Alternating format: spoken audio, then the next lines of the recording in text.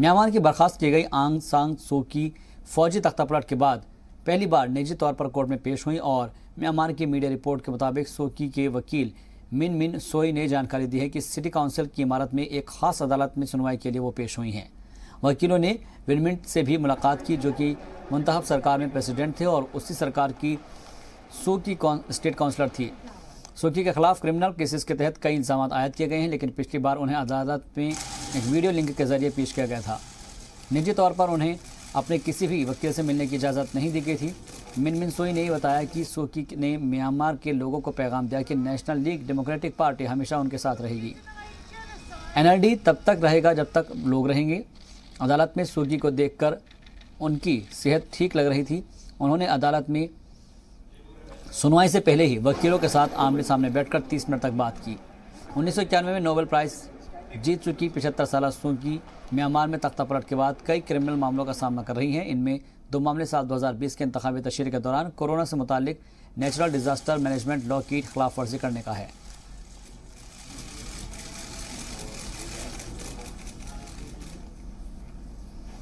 दुनिया में चीन के 2 ही सबसे बड़े दुश्मन हैं, एक अमेरिका और दूसरा हिंदुस्तान।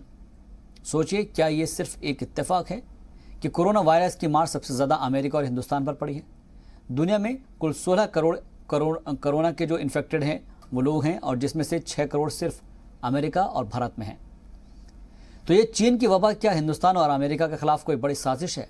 इसी सवाल को लेकर अमेरिका की खुफिया रिपोर्ट में दावा किया गया है कि दुनिया में कोरोना वायरस चीन की वुहान लैब से ही फैला था।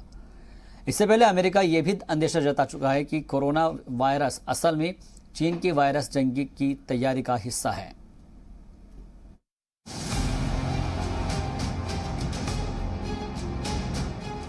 जिस चाइनीज बीमारी से पूरी दुनिया में 34 से 35 लाख लोग मर गए, 17 करोड़ लोग बीमार पड़ गए, वो कोरोना आया कहां से? न चीन बता रहा है, न WHO को पता लग रहा है, न अमेरिका ढूंढ पा रहा है, न यूरोपियन यूनियन को कुछ सुराग लग रहा है, न एशिया, न ऑस्ट्रेलिया। मतलब पूरी दुनिया में किसी को नहीं पता कि ये SARS-CoV-2 बीमारी पैदा कहां से और कैसे हुई। और इसी सवाल का जवाब ढूंढने में अमेरिका की यह खुफिया रिपोर्ट बड़े तथ्य पेश करती है। अमेरिका में द वॉल स्ट्रीट जर्नल ने अमेरिकी खुफिया विभाग की रिपोर्ट के हवाले से 5 बड़े खुलासे किए हैं। दावा किया गया है कि नवंबर 2019 में वुहान इंस्टीट्यूट ऑफ वायरोलॉजी के कई रिसर्चर्स एक साथ बीमार पड़े थे। अमेरिका को बीमार पड़ने वाले WIV के रिसर्चर्स की संख्या, उनके बीमार पड़ने की टाइमिंग, उनकी बीमारियों के लक्षण, उनके अस्पताल के दौरों का ब्यौरा और बीमारी के कारणों के बारे में भी जानकारी है।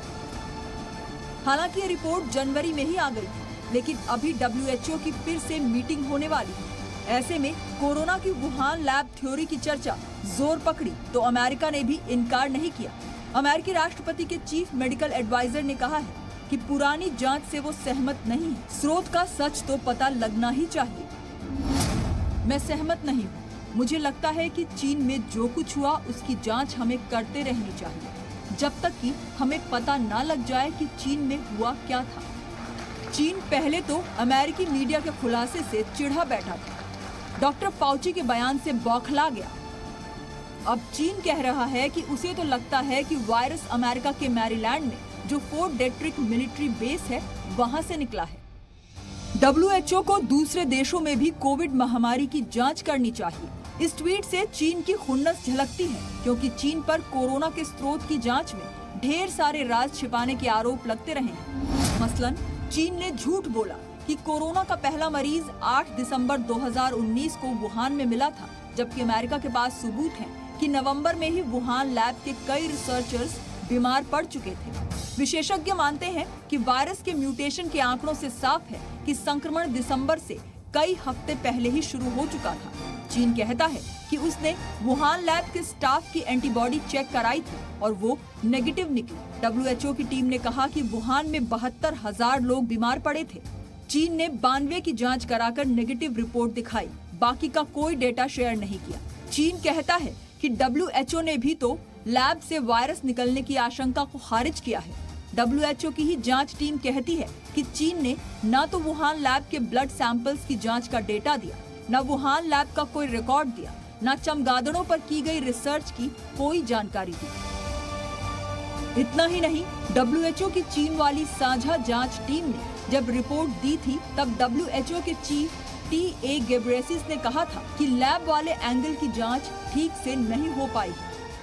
ये साबित हो जाता है कि चाइना ने इस वायरस को लेबोरेटरी में बनाया और इस नियत से बनाया कि इसे जानबूझ के रिलीज़ करेगा और दुनिया में पैंडेमिक फैलाएगा। तो ये बहुत ही गंभीर इसके परिणाम चाइना के लिए हो सकते हैं। दूसरी ओर चीन न तो पहले वुहान में जांच करने देने को तैयार था, न अब है। लेकिन दुनिया को इस सवाल का जवाब चाहिए कि ये चाइनीज महामारी शुरू कैसे हुई थी। ब्यूरो रिपोर्ट, जी मीडिया।